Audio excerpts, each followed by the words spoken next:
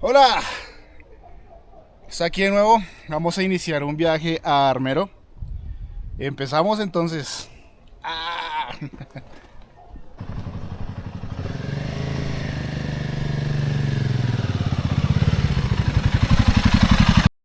Bueno, el video pasado terminamos con que yo había ido 400 kilómetros, yo había ido 200 kilómetros a Boyacá, después volví otros 200 kilómetros. Yo llegué a Bogotá más o menos con unos 410 kilómetros más o menos. Al día siguiente tenía que hacer algo en Cajicá, que es un pueblito que queda cerca de Bogotá. Ida son 40 kilómetros y vuelta son otros 40. Entonces ya le tenía como 490 a la moto. Y pues el domingo fui a hacer unas vueltas por la ciudad y le cumplí los 500 kilómetros a la moto. Resulta que pues ese día era domingo, no, obviamente no podía llevarla al concesionario. Al día siguiente fui y lo fui al día siguiente a las 8 de la mañana al concesionario a entregar la moto. Pensé que iba a ser rápido, pensé que iba a ser una cosa de 2 3 horas, pero pues me terminaron entregando la moto como a las 2 de la tarde, como 2, no, 2:30 de la tarde más o menos. Pensé pues, yo dije, bueno, es algo sencillo, simplemente es cambio de aceite, me la limpiaron un poquito, me la engrasaron la cadena y me la ajustaron algunas cosas. Y ya dije, no, eso sea en 2 horas sale. Pero pues no tenía en cuenta de que pues había un montón de motos, había resto de motos. Y el técnico me dijo que ese era el último día del año en el que, que trabajaban. Y que ya ese mismo día se iban de vacaciones. Entonces que por esa razón tenían todo ese trabajo y tenían muchas cosas. Entonces yo, bueno, agradecí que me entregaran la moto el mismo día. Si no me hubiera tocado esperarme hasta el otro año. Y pues salí de una vez. O sea, lastimosamente no lo grabé. Y porque estaba muy ocupado, ese mismo día tenía que salir a un viaje de una vez con la familia para pasar año nuevo con la familia. Entonces tuve que hacer muchas cosas, empacar maleta, dejar el apartamento listo. Tuve que hacer un montón de cosas y no caí en cuenta que podía haber grabado, que podría haber sido un video de los primeros 500 kilómetros de la moto, pero pues ni modo. Aquí les estoy contando lo que pasó. Se despegó la moto a los 500 kilómetros y después de eso me fui a un viaje al Tolima, donde mi familia. Y pues no, todavía la moto se comportó espectacular. De ese viaje puedo rescatar que la metí en off-road, en campo. Muy estable, muy estable, excelente para eso.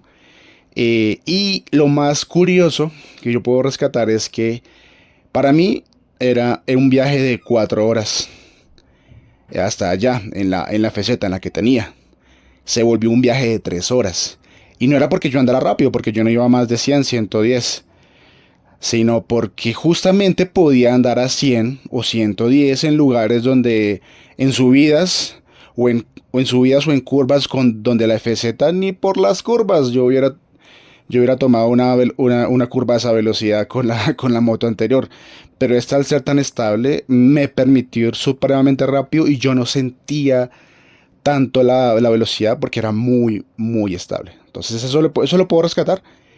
Eso es algo que puedo rescatar de del primer servicio y de que pues ahora podía revolucionar la moto a 6.000 revoluciones. Y pues bueno, ahora quiero hablar un poco sobre por qué comes el canal. Hace muchos años eh, yo empecé toda mi vida siendo, a mí me gusta mucho ser gamer. Me gustaba mucho, empecé pequeño con Mario Bros como todos los de mi generación. Y ya en el bachillerato me acentué mucho en un videojuego que se llama Age of Empires 2. Lo jugué mucho, prácticamente fue el videojuego de mi bachillerato. Tenía un grupito de amigos con los que los jugaba y yo jugué hasta que ya todos crecieron y ya no tuve con quién jugar. Entonces, después me seguí metiendo a otro tipo de videojuegos. Caí, por ejemplo, en la desgracia de jugar LOL. Y salí de ahí porque me di cuenta que a mí me gustan los videojuegos para desestresarme. Y jugaba LOL. Cuando alguien ha jugado LOL se da cuenta que uno muchas veces sale más estresado de lo que entró. Entonces para mí no es eso, para mí no es negocio eso. Pero me gustan mucho los videojuegos de mundo abierto. Por ejemplo, me gustaba mucho. Empecé jugando una saga que se llama Assassin's Creed. Jugué varios videojuegos de esa saga que me encantó. Porque justamente la mayoría son de mundo abierto. Después empecé a jugar un juego llamado Hogwarts Legacy. Y por último, bueno, jugué un juego que se llamaba No Man's Sky. Excelente videojuego para exploración espacial. Maravilloso. Hasta que encontré un videojuego que se llamaba Red Dead Redemption 2. Que es un juego. Es una obra de arte ese videojuego. Es una obra de arte ese videojuego, realmente. Entonces, y ustedes dirán, ¿cómo así? ¿Qué tiene que ver los videojuegos con las motos, con viajar? Que a mí me encanta eso, viajar, sentir que exploro, sentir que avanzo. Y llegó un punto, cuando empecé a viajar con la moto, que me di cuenta que el planeta Tierra es un videojuego de mundo abierto. Y la moto es el corcel en el que yo recorro ese mundo. Entonces, cuando yo me di cuenta de eso, ya no hubo marcha atrás. No hubo poder humano que me sacara de eso. Dejé los videojuegos y empecé a recorrer el mundo con la moto. Eso es la razón por la que empecé el canal. En el primer video dije algo sobre que pues me gustaba viajar, pero esta es la razón principal. Yo veo el mundo como un videojuego de mundo abierto y la moto es el corcel con el que yo uso para recorrerlo. Uf, cuando me di cuenta de eso, ahí es cuando empezó a surgir la idea de hacer lo que estoy haciendo ahora, que es algo que me encanta, explorar nuevos lugares, ver nuevos sitios, grabarlos. Se van a venir muchos otros videos, quiero recorrer muchas partes de Colombia, hay muchos lugares que me encantaría recorrer. Y hoy vamos justamente a unos lugares que nunca había conocido, que es Armero.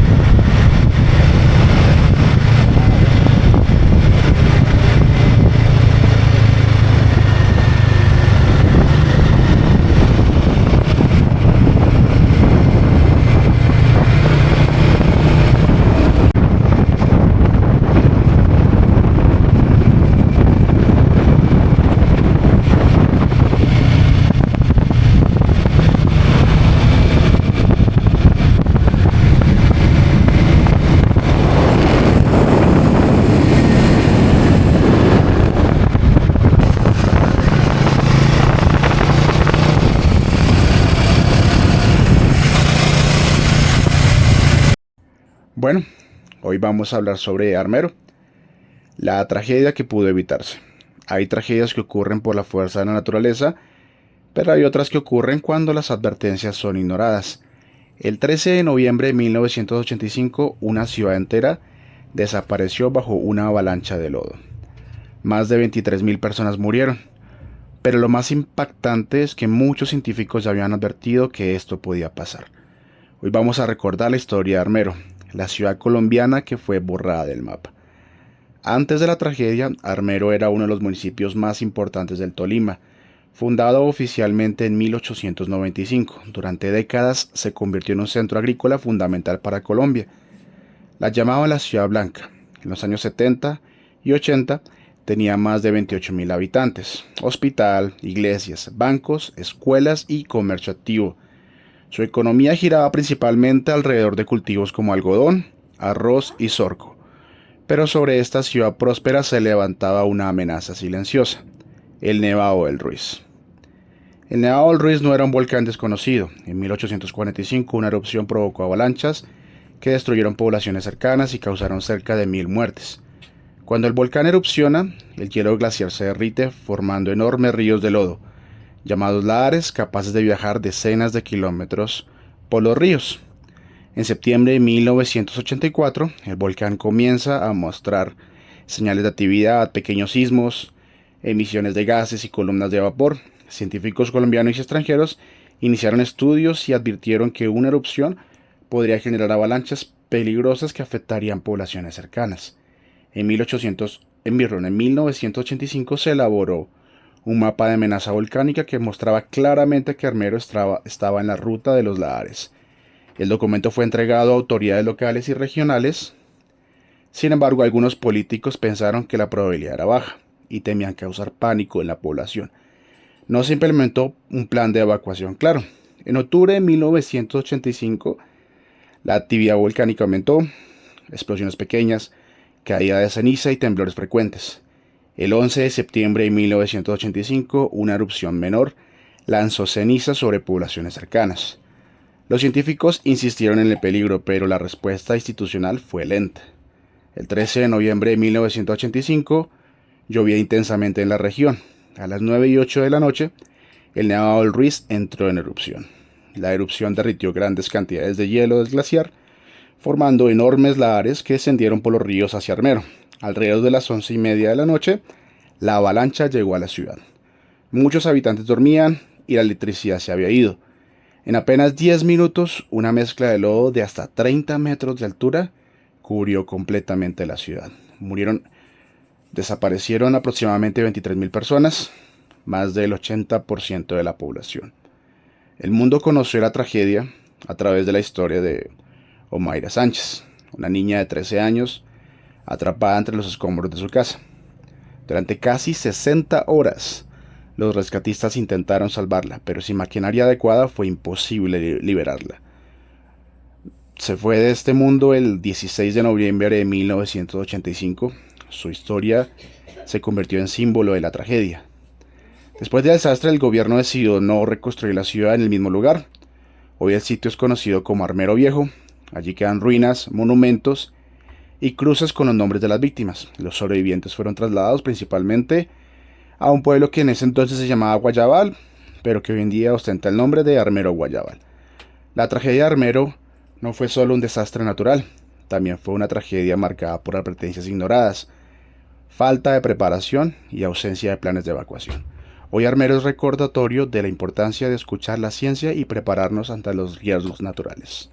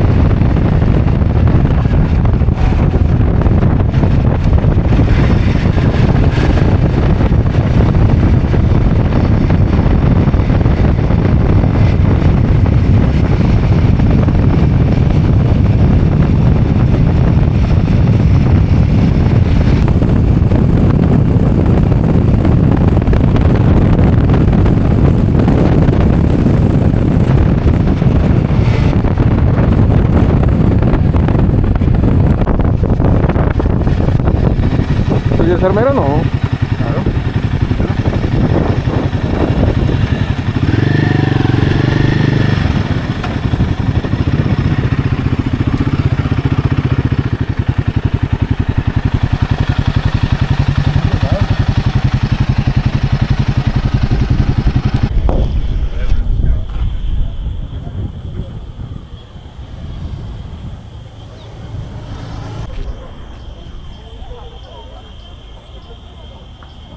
Ok, usted está aquí.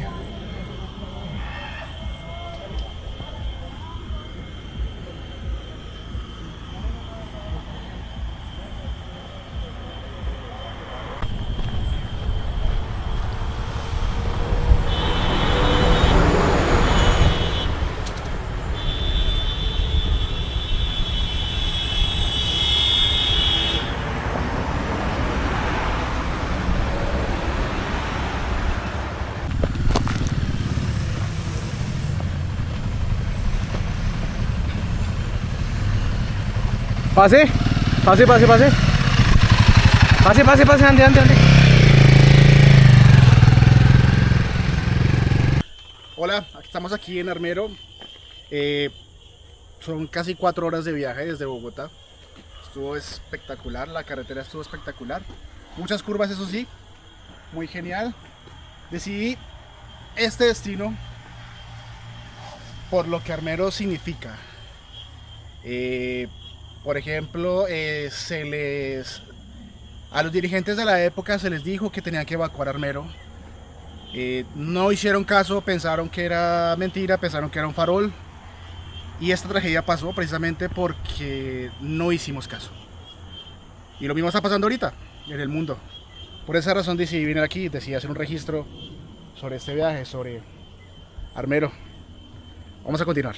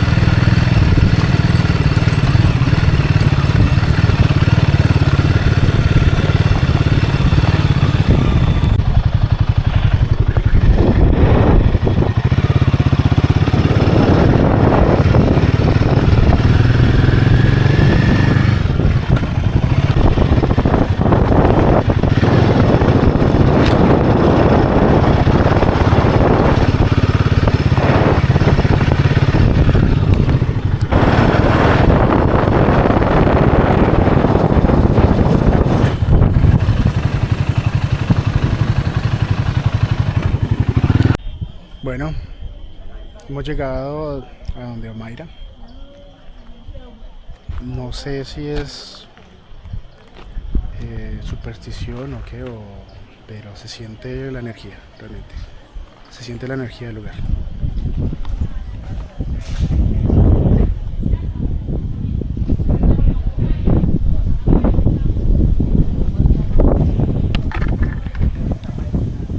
Allá está la cinta pegada, mira eso. Ah, ya, ya, ya. Ahí están las cenizas de mi hermano. En ese ¿La cerro mamá vive todavía? Sí, en ese cerro salvó gente. En ese cerro salvó gente. Sí, en todas, bueno, todas las que no salen las ciudades grandes, como allá en el lago. La mamá, y se vino a ir a Bogotá, y bueno, está viendo Bogotá, pero ya te vino a ir a Leria. Vienen todos los acá, los niños. Ella fue que hizo otro centro. No, ustedes se rompen.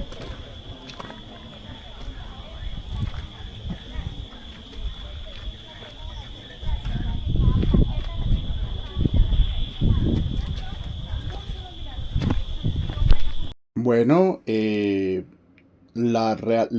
realmente me pareció impresionante el lugar de Omaira. Me di cuenta que había como mucho, que era una niña que, o sea, como que la niña cumplió muchos milagros, prácticamente según todo lo que pues vi ahí, pareciera que pues la adoran como una santa. Eh, Realmente pues, pero pues sí se siente la energía, realmente sí, sí se siente pesado el lugar. O sea, pues tengan en cuenta que es como un gran cementerio, es enorme, es del tamaño de un pueblo entero. Pero fue increíble, me encantó este viaje es muy chévere, me gustó por eso.